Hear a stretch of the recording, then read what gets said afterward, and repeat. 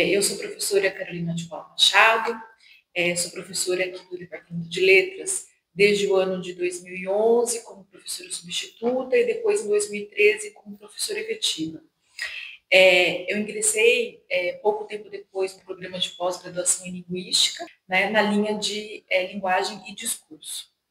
Meu nome é Jocely Catarina Estácio Sé, eu sou professora aqui no programa de pós-graduação em Linguística da UFSCar desde 2017, ingressei na UFSCar em 2015, mas a minha vida na pós-graduação e a minha trajetória acadêmica aqui, ela foi sendo mapeada junto com as minhas licenças maternidades. Então, eu tenho uma trajetória que acaba sendo uma trajetória acadêmica e de vida pessoal, né, sempre caminhando uma ao lado da outra.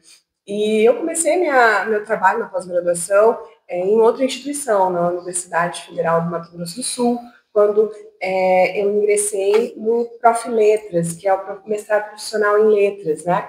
E quando cheguei aqui, integrei depois da minha chegada em 2015 aqui na instituição, o PPGL. Eu sou a Luciana Nogueira, eu ingressei na UFSCar como docente em dezembro de 2020, já pertinho de ter meu bebê, então logo em seguida também tive uma licença maternidade, mas atuo no ensino superior desde 2016, já na pós-graduação, comecei a atuar no ensino superior no sul de Minas e paralela graduação e pós-graduação. Então, na UFSCar desde dezembro de 2020 e no programa de pós-graduação em Linguística desde 2022, esse ano, né, depois do bebê nascer, e na linha de linguagem e discurso.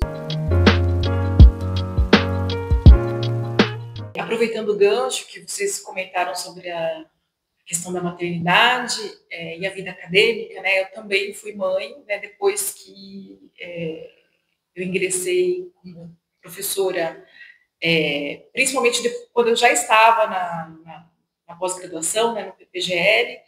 Então, é um grande desafio, né, a gente conseguir conciliar a carreira acadêmica com a maternidade, com a vida pessoal em geral, né, mas com a maternidade eu acho que particularmente é mais delicado, né. Mas a gente tem visto hoje, né, esse tema mais presente dentro das discussões, né, tem havido mais políticas, né, para acolher nós que somos mães, né, e trabalhamos, né, na pesquisa, porque a pesquisa é isso, não tem férias, não tem pausa, né, a gente está sempre com a cabeça nas orientações, né, no trabalho, mas assim, tem havido cada vez mais, né, incentivo, né, e uma compreensão maior do que é a maternidade dentro da academia, né, para as mães pesquisadoras, né, principalmente, né, Acho que acerca disso, a gente pode pensar também assim, em alguns programas que são programas completos, como o PIBID, que a partir desse ano é um programa de iniciação à docência, né? Então, a gente tem professores coordenadores de área, que são da universidade, supervisores nas escolas públicas, municipais, estaduais e federais, e tem também os PIBIDianos, né? Então, o grupo de estudantes da graduação. E quando a gente faz o ingresso dentro desse programa, enquanto uma professora, né, de uma universidade, até o ano passado, a gente precisava deixar o programa para, né, ter a licença maternidade. Então, eu deixei o programa depois em 2019 e deixei depois o programa em 2021. Então, hoje, quem precisar sair tem uma licença maternidade. Então, existe uma cota extra que é dada, que é conferida para aquele núcleo, em que você vai ter ou um professor coordenador de área, ou uma supervisora, ou uma estudante que tenha que passar por uma licença maternidade. Então, acho que são conquistas importantes e vale a pena a gente conversar disso aqui também. Eu tenho 2 filhos, né? A Sofia, de 11 anos, o Pedro, de 4 anos, e sou dessa geração que começou a poder colocar no Lattes as licenças maternidades, né? Então, isso é bem importante, porque nos acompanha aqui, né?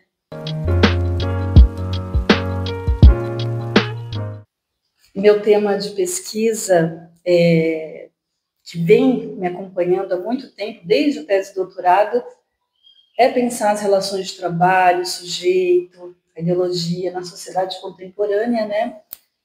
E eu trabalho com a teoria da análise do discurso materialista. Então, eu tenho desenvolvido um trabalho que vai para muito além das relações de trabalho, então tem o tema do trabalho, mas a gente vê como o discurso que funciona aí, né, a discursividade que funciona aí, constituindo os sujeitos, as subjetividades, ela tem ultrapassado os limites, por exemplo, do empresarial, né, e tem funcionado muito na educação, por exemplo, né, então, por conta disso, inclusive, eu tenho trabalhado bastante com análise de documentos de políticas públicas para a educação, como a BNCC, o Novo Ensino Médio, né, entre outros, em que eu observo bem essa relação educação e trabalho, né, ou a crise entre essa relação, inclusive, né, mas tenho orientado também diversas pesquisas, algumas que vêm com esse tema bem próximo, né, tive até uma supervisão de pós-doutorado já, mas assim o vínculo que fica forte é do trabalho com a teoria materialista do discurso, né? Então é um desafio orientar as diferentes pesquisas, tem diferentes perguntas de pesquisa, e a pergunta é sempre, né, do pesquisador, do analista que está ali. E para mim foi um desafio desde o início, porque eu já orientei pessoas que vêm de outras áreas, professor de matemática que vem fazer uma pós-graduação no estudo da linguagem, do discurso, né, entre outros. E tem alguns temas que têm, coincidentemente, chegado para mim também, bem interessantes, por exemplo, pensar o racismo. O racismo é um tema que tem atravessado diversas pesquisas no nível de doutorado, de mestrado e mesmo de iniciação científica, e de diversas formas. Então, como isso está, por exemplo, no digital, junto com as relações de trabalho, ou né, com o racismo como discriminação, enfim, nas redes, na mídia, na televisão, na música, né? Então, diversas teses, dissertações bem interessantes, além também de uma presença forte aí do discurso político no trabalho dos meus orientandos, né? Ou de gênero também, e temos feito um trabalho bem interessante a partir da teoria do discurso. Bacana conhecer mais sobre vocês. No meu caso, eu trabalho com descrição e análise de línguas, então eu não tenho assim um apego por língua portuguesa, língua inglesa, é de línguas, né? Línguas naturais. Então, os trabalhos que eu orientei até hoje aqui foram 3 de mestrado, 2 de doutorado, e foram trabalhos ligados ao funcionalismo linguístico e a uma perspectiva que se chama perspectiva textual interativa, e que analisa a linguagem em uso, né? Então, e a função daquilo que a gente escolhe utilizar, né? Tanto na língua falada quanto na língua escrita. E os trabalhos ficaram ao redor dos meus projetos, né? Então, aconteceu de um dos orientandos fazer um trabalho sobre transparência linguística, também à luz da gramática discursiva funcional, que é a teoria que mais me ampara, estruturas adverbiais que são mais soltas, com como encabeçando, então, como se diz, como se fala, que não tem, por exemplo, uma oração principal, a qual ela se acopla, então são estruturas soltas, que são geralmente colocadas como desgarradas, né, como estruturas marginais, e que também foram estudados por um outro orientando, alunos da GDF.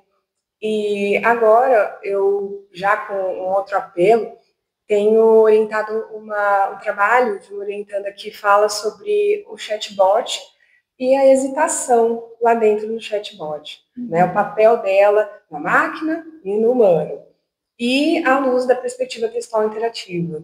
Então, são trabalhos assim diferentes, mas que se concentram na análise de algum aspecto linguístico e a função dele. E no doutorado, Hoje, um dos meus orientandos está terminando já a pesquisa também, à luz da gramática discursiva funcional, sobre expressões idiomáticas. Então, dentro dessa gramática, pensar em expressões idiomáticas é alguma coisa bem, vamos dizer, extravagante, eu diria, por conta de ser um lugar, né, uma perspectiva de pensar a língua como um núcleo duro, né? Então, pensar a expressão idiomática ali é bacana e transgressor, vamos dizer assim, né? E um outro trabalho que está sendo também terminado agora, ainda nesse semestre, que é sobre toponímia, e esse foi um trabalho muito desafiador, assim, para mim, porque é uma pessoa que veio do Pará, né, e com uma proposta muito bacana, e acabou desenvolvendo um aplicativo toponímico sobre a cultura de Belém do Pará, né, belenense, a cultura belenense. Então, foi um trabalho muito bonito que eu fiquei muito contente de poder participar ao lado dessa professora. Ela já é professora no estadual lá do Pará. Então, acho que ela ficou também bastante feliz com esse produto final, que ela vai poder depois mostrar, né, para todos. Todos lá já estão aguardando. Então, a gente acaba aqui entrando em contato, às vezes, com temas surpreendentes, né? E a gente vai junto com esses estudantes aprendendo, né? É muito bacana. Bom, ouvindo vocês, eu fiquei pensando aqui, né, em como foi a minha trajetória também de pesquisa, né? Parece que as coisas não são interligadas, mas é interessante como, ao longo da minha trajetória, né, ela girou em torno de algumas questões, né? Então, eu acho que desde sempre, né, uma coisa que me inquieta são as questões relacionadas ao preconceito, né? Que foi um tema de pesquisa que me acompanhou desde a graduação até o mestrado e o doutorado. Mas eu acho que o que une tudo que eu tenho feito tem a ver com trabalhar com palavras políticas dentro, né, não soltas, né, mas na enunciação, né, texto.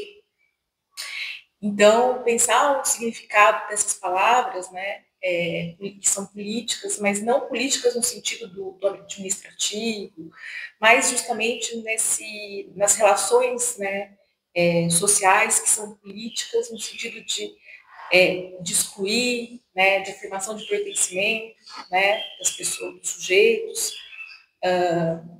Então, a palavra preconceito foi uma delas, né? Então, aquilo que significa essa palavra em diferentes textos. E aí, ao longo da minha trajetória na pós-graduação, né, como orientadora, as temáticas foram, a gente, né, trabalhei junto com a professora Sueli Maria Schreiber da Silva, né, um tema do preconceito, que foi um projeto de pesquisa, né, que nós realizamos juntas, sobre a questão da escravidão, né, e aí, claro, né, tem a ver com as questões de exclusão, com as questões de discriminação, de racismo também, né. Então, muitos trabalhos foram orientados, né, com essa temática, né, da escravidão, né, e da escravidão como uma palavra política também, né. Então, ainda estou orientando trabalhos com essa temática, né. Vão aparecendo outros temas, né, que aí a gente vai, mas, de novo, girando em torno da questão da exclusão, né, e, ao mesmo tempo, da inclusão, né, de como isso se dá na sociedade, na linguagem.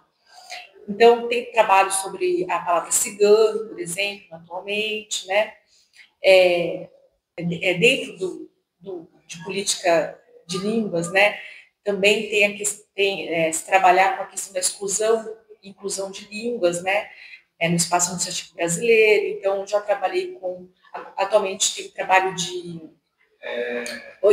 iniciação científica, mas também teve trabalho de mestrado, pensando na questão do portunhol na fronteira.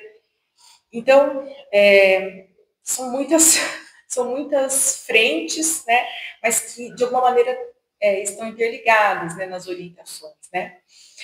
Uma coisa também que me interessa bastante é pensar nos instrumentos linguísticos, né, nos instrumentos de gramatização, como gramáticas e dicionários como instrumentos linguísticos, né? E aí também pensar em como mais especificamente dicionários, né? Então, alunos que trabalham com análise de dicionários, pensando como o que essas palavras, né, significam nos dicionários, como os dicionários significam essas palavras, né? E produzem aí, né, sentidos, né, para a sociedade, né? Interessante que os instrumentos linguísticos, né, a gente tem uma conversa muito próxima, então, fazendo um trabalho em análise de discurso que conversa muito com o campo da história das ideias linguísticas no Brasil. Então, tem um outro tema importante que eu acho legal trazer, né, e que tem a ver com as condições de produção, inclusive da instituição, desse programa de pós-graduação, dessa universidade, que é a presença dos estudantes indígenas aqui, né? Então, tive a oportunidade de poder orientar um trabalho em nível de iniciação científica, que deve ir para mestrado, do Jonas, bem interessante, sobre a política de línguas na região de São Gabriel da Cachoeira, né? Sobre a cooficialização das línguas, mas aí a coisa é tão interessante que a gente, né, avançou para estudar, por exemplo, um pouco da história da escola indígena Tuiuca, que é um exemplo, né, em termos de resistência, dessa relação entre língua e resistência no Brasil. Então, é um trabalho bonito e que tem aberto aí outras frentes de trabalho, né, para pensar nessas questões. Um outro projeto que eu estou tocando aí, né, desenvolvendo, de tentar construir uma enciclopédia das profissões em linguagem, a ciência da linguagem, mas que trabalha com a linguagem de algum modo, né? É muito opaco ainda para a sociedade o que é um linguista, né? Então, uma tentativa de pensar nos instrumentos linguísticos pela história das ideias linguísticas, né? Um instrumento digital, inclusive, né? A relação com o trabalho, com a profissão, né? E com a linguagem, que foi sempre o meu interesse desde muito cedo.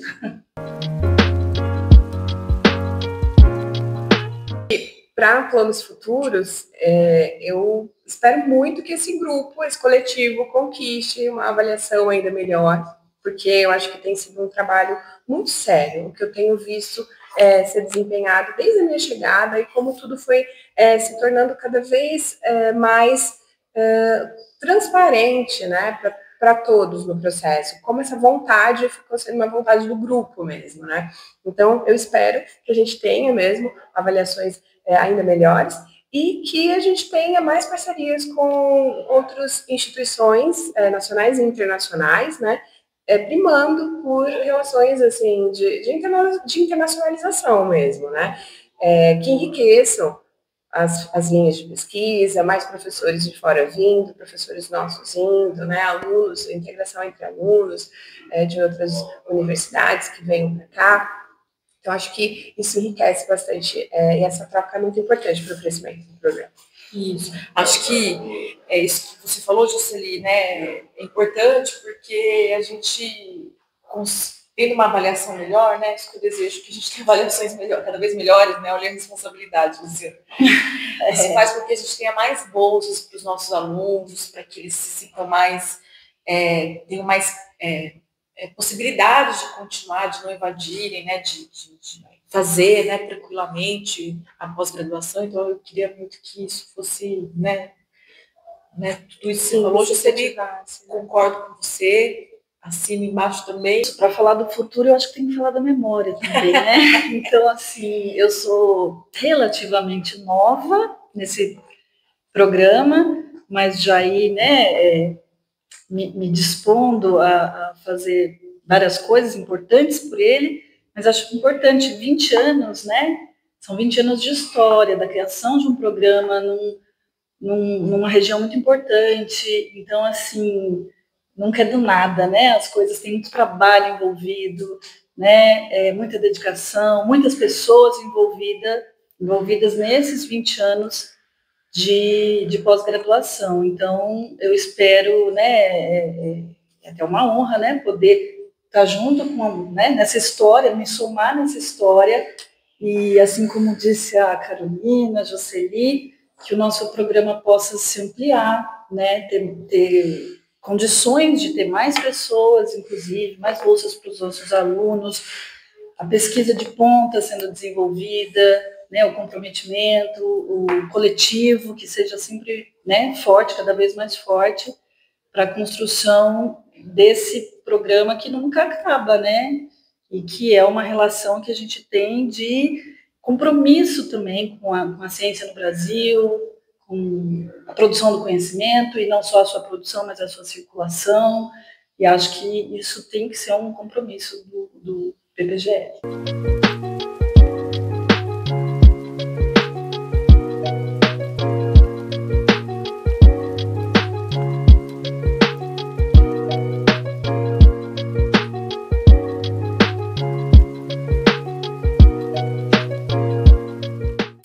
Depois vocês vão cortar tudo aí? Tudo, vamos cortar ali. Tudo que eu preciso. Não, tudo não. Cortar tudo não fica. Isso foi uma coisa que me perseguiu durante muito tempo, né? Ou eu persegui, não sei. As duas coisas. Né? Sou perseguida e persigo, né? E aí, eu também. Eu acho que eu não falei, que eu tô na descrição. Mas aí não tem problema. Não tem. Perdeu o computador. Acabou. Nossa, acabou a minha vida. Não quero nem pensar numa anedota dessa.